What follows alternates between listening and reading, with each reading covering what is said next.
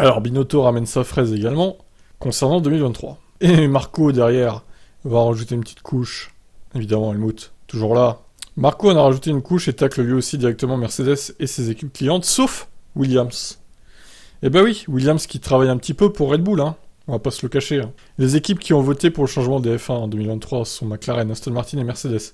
C'est assez drôle, toutes des équipes avec des moteurs Mercedes. Est-ce une coïncidence? Pour nous, c'est hors de question. On a la majorité.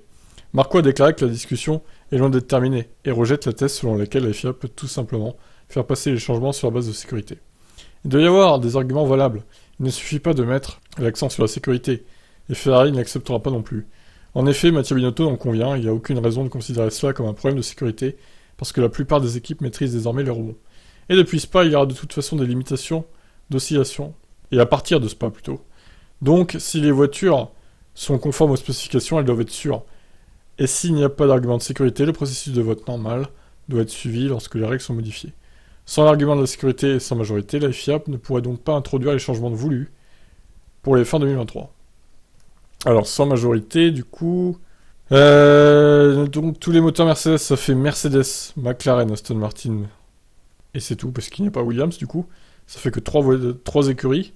Quant à Alpine, je ne sais pas quel est leur point de vue là-dessus. Red Bull et Ferrari sont contre. J'imagine qu'Alfa Romeo et As vont être contre aussi, puisqu'ils sont avec Ferrari, et qu'AlphaTauri sera contre aussi.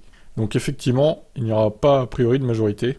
Et bon, on va dire que les motoristes, les équipes Mercedes n'auront pas gain de cause sur ce changement, pour l'instant du moins. À moins que, la FIA fasse un 49-3 et passe en force la réglementation.